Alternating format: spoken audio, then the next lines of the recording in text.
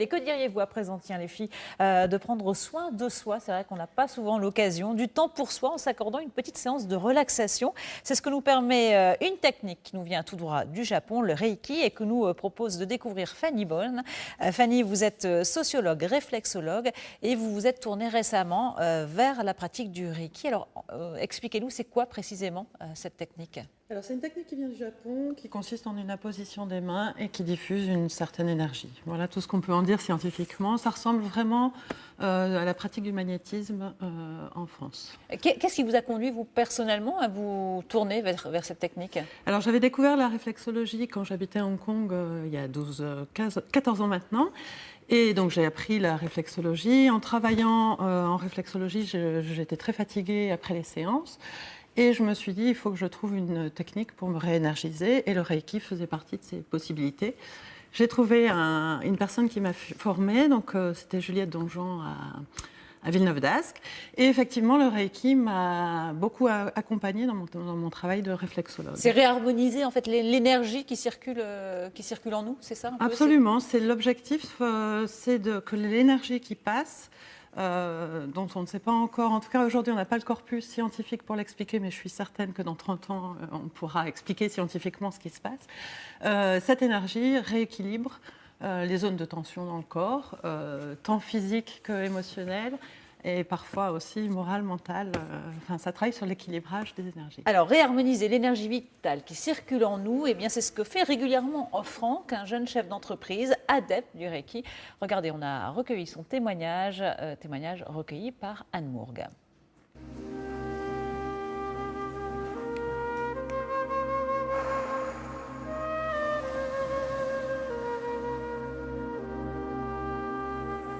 Je suis chef d'entreprise, je dirige un cabinet de formation et j'ai un rythme de vie qui est sur beaucoup de déplacements, des volumes horaires très importants. Je suis tout le temps dans les trains, dans les avions, voilà, ça c'est mon style de vie, quoi.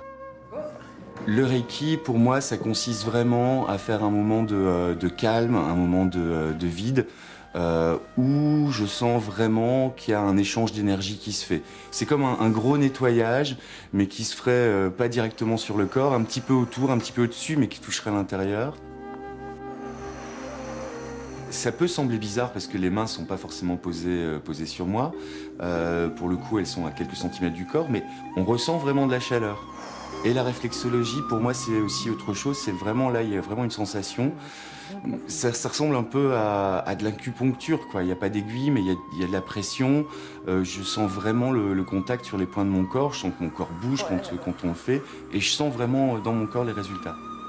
Allez, expire bien. Ça m'apporte de l'énergie, ça m'apporte vraiment cette sérénité. Ça prépare le terrain, je sens vraiment que ça prépare mon corps quand il est en difficulté ou quand je suis en fatigue. Et aussi, ça répare un petit peu. Par exemple, Fanny, quand elle vient, elle est capable de me dire sans que je lui dise quoi que ce soit, tiens, cette semaine, tu as eu mal à la molaire gauche supérieure.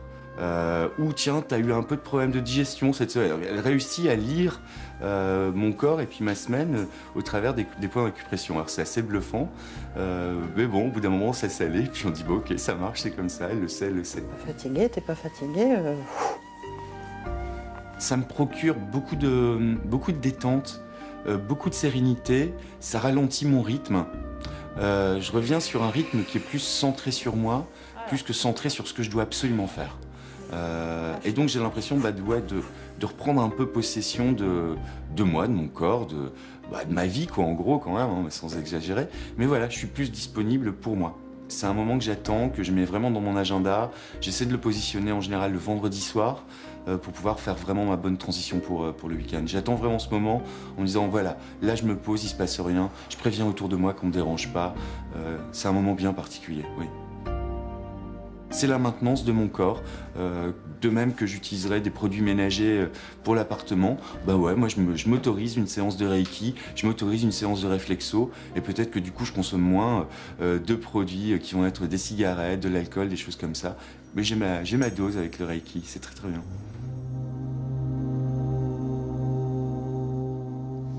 Et il a raison, Franck, c'est important de s'accorder cette pause juste avant le week-end pour profiter pleinement de son week-end. Alors, Fanny, on le voit dans ce reportage, ce témoignage, c'est une recherche de bien-être, prendre soin de soi à un moment T que Franck a choisi en pratiquant le Reiki. Dans quel autre cas on peut avoir recours à cette technique ? Alors, c'est une technique qui n'a aucune contre-indication, contrairement à la réflexologie. Donc, en général, je combine les deux, sauf quand il y a Parce que la réflexologie, il peut y avoir des contre-indications. Oui, les 3 premiers mois de grossesse, les problèmes de thrombose phlébite et problèmes cardiaques récents, et également le diabète. Alors que le Reiki, il n'y a pas de contre-indication du tout. Absolument, absolument. Et alors, donc, quels sont les cas particuliers où on a accès à cette technique ? Alors, ça peut être à peu près à tous les moments de la vie. C'est vraiment des techniques super pour marquer une transition, marquer un avant-après. C'est pratiquement un rite de passage, en fait. Par exemple, j'ai des clients qui ont une bonne santé et qui ont besoin de bien-être et donc qui font appel à mes services régulièrement parce qu'ils ont besoin de se détendre. Et puis j'ai aussi des clients qui ont des pathologies spécifiques, des maladies rares, des maladies orphelines, beaucoup de clientes et clients qui ont la maladie d'Alzheimer également. Alors ça, étrangement, par exemple... Et ça peut aider, effectivement. Alors ça aide au bien-être, évidemment. Alors ça va pas régler le problème d'Alzheimer, ça se saurait. Voilà, mais ça peut aider à se sentir.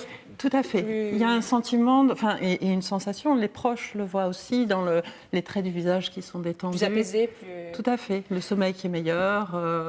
On peut s'appliquer à soi au quotidien certains principes du Reiki. Oui, alors quand on est pratiquant du Reiki, on a 5 principes qui gouvernent notre pratique, qui sont plus des principes de posture que des principes physiques. On peut aussi s'apposer les mains, évidemment, à des endroits stratégiques.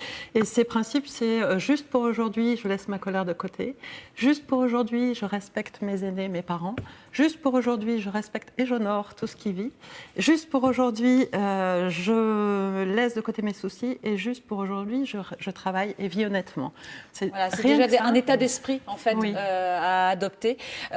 Alors rapidement, comment être sûr de trouver le bon praticien ? Parce que c'est ça aussi, savoir la bonne personne pour pratiquer. Alors le bouche à oreille, c'est vrai que c'est la bonne technique parce que celui qui a déjà testé peut en parler.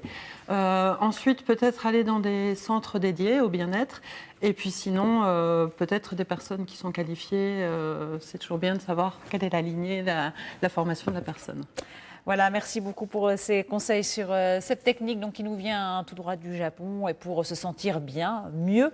Merci de nous en avoir parlé, Fanny. Tous les renseignements, bien sûr, on pourra les retrouver sur notre site nordpasdecalematins.fr. Allez, on va partir tout de suite, nous retrouver Laura.